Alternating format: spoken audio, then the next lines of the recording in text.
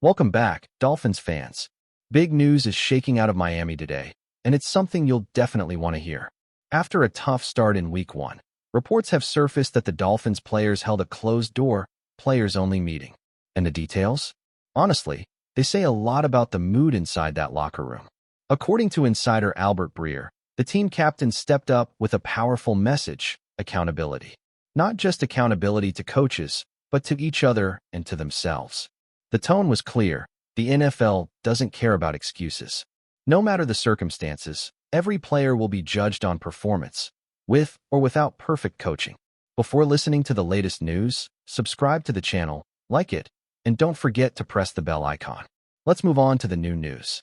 This meeting highlights something important. The players know the pressure is on. And while the coaching staff is under fire, the locker room leaders are trying to keep the team focused on responsibility and results. Dolphins fans, this story is nothing short of explosive. Reports say the players sent a clear signal. This isn't about coaches anymore. It's about the players themselves. The message was personal responsibility, unity, and taking charge of their own future on the field. Now here's where it gets intense. For a team to hold a players-only meeting after just 1 week of the season, it speaks volumes. That doesn't happen unless frustration has already been building long before the first game. Training camp, preseason, even the final stretch of last year. It all seems to have left the roster questioning whether this coaching staff can truly lead them. Think about it.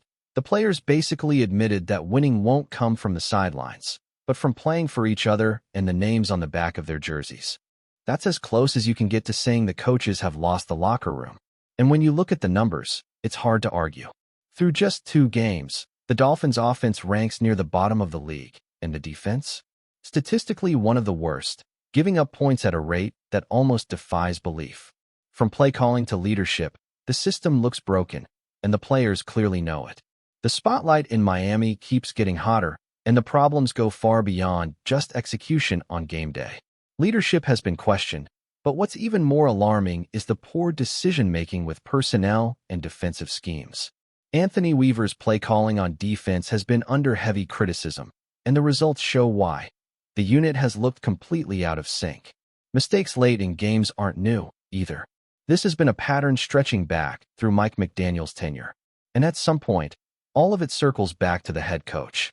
McDaniel assembled this staff, and if the foundation is shaky, the responsibility lands on him first. Fans, players, and even analysts around the league are all arriving at the same conclusion. The system is failing.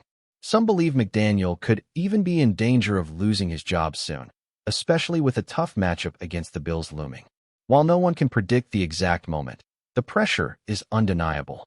To be clear, this isn't just on one man. McDaniel may shoulder the majority of the blame, but his assistants haven't done much to inspire confidence either. Expectations were high for Anthony Weaver heading into the season, but 2 weeks in, his defense has looked unprepared and overwhelmed. The truth is, the Dolphins don't just have a coaching problem. They have a coaching crisis. If the Dolphins do decide to move on from Mike McDaniel, here's the reality. You can't clean house all at once. The assistants and coordinators would stay, at least for the season, because someone has to run the team. Still, it raises the big question: who would step in as interim head coach? There are a few names inside the building who make sense. Darrell Bevell, the quarterback's coach and passing game coordinator, has years of experience in leadership roles. John Embry, the assistant head coach and tight ends coach, is another possibility with a respected voice in the locker room. Bobby Slowick, known for his offensive mind and past coordinator experience, would also be in the mix. Then, of course, there's Anthony Weaver. Despite the rocky start with the defense, his reputation across the league remains strong. He even earned head coaching interviews with teams like the Saints and Bears not long ago.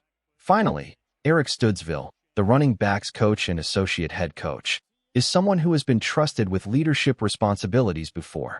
Among these candidates, Weaver may have the strongest chance despite early struggles.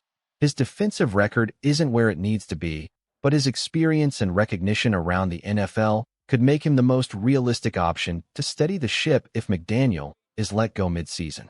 Being a great head coach in the NFL isn't just about drawing up the perfect playbook. Sure, X's and O's matter, but leadership, motivation, and trust often matter even more. Look at someone like Dan Campbell in Detroit. His greatest strength is inspiring players, not necessarily being the sharpest strategist. John Harbaugh in Baltimore has also built success more on leadership and management than purely on schemes.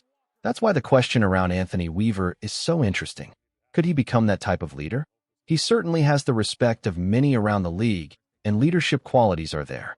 But there's no ignoring the concern. Through 2 weeks, the Dolphins' defense has been flat-out disappointing. From communication to execution, the problems have piled up, and that makes it harder to see Weaver as a steady solution in the short term. The truth is, Miami's struggles highlight that a head coach needs to be more than just a play caller. The locker room needs someone who can restore belief, set the tone, and build trust. Right now, that's exactly what the Dolphins are missing. One of the biggest reasons Anthony Weaver is viewed as the likely replacement if McDaniel is fired comes down to how he's seen inside the organization. According to insider reports, Weaver isn't just respected, he's beloved by the Dolphins. Ownership, fellow coaches, and especially the players have voiced strong support for him. That kind of backing matters. If McDaniel were let go mid-season, promoting Weaver could actually spark motivation in the locker room. Sometimes a fresh voice is exactly what a team needs, and the players might rally around him in a way they no longer do for the current staff. Insiders have even suggested that if things spiral further, Stephen Ross could see Weaver not just as an interim, but as a potential long-term head coach. Remember, earlier this year, Weaver was seriously considered for head coaching jobs around the league, making it clear he's on the radar. Now, expectations for Miami's defense were high, and the results through 2 weeks have been disappointing. But if the Dolphins make a mid-season move, Weaver is still the most realistic option to step in, and possibly prove he deserves the job beyond just the interim tag. If Anthony Weaver is seriously being considered as the future head coach, then giving him a trial run makes perfect sense. Whether it's 10 games or just a stretch to close out the year, the Dolphins would get to see how the locker room responds to his leadership on a weekly basis. It's the only way to truly evaluate him under real pressure. As for Mike McDaniel, the writing feels like it's already on the wall. The direction of this team doesn't inspire confidence that he can last beyond mid-season, let alone into the future. At some point, ownership has to make the call. Now, Weaver isn't the only name that could be in play. Around the league, there are rising assistants, respected coordinators, and even veteran coaches with previous head coaching experience who could get a look. The Dolphins have to think carefully about what they want next, not just a strategist, but a leader who can command the room, restore discipline, and hold the team accountable. Whatever happens, one thing is clear. The next head coach of the Miami Dolphins needs to be the complete opposite of what they have right now. What the Dolphins need most in their next head coach is simple: a true leader. Someone who can motivate the locker room, inspire confidence in the fan base, and set the tone for the entire franchise. Mike McDaniel has not delivered in those areas, and that's why change feels inevitable. Experience matters, too. A coach who has already been in the position knows what it takes to manage a roster, handle pressure, and represent a franchise. But it doesn't have to be someone with a long resume. What matters most is presence, accountability, and the ability to build a culture. 2 names stand out right now. First, Robert Saleh, currently the defensive coordinator of the San Francisco 49ers. His time as Jets head coach ended on a sour note, but many believe the problems in New York were more about roster decisions than coaching.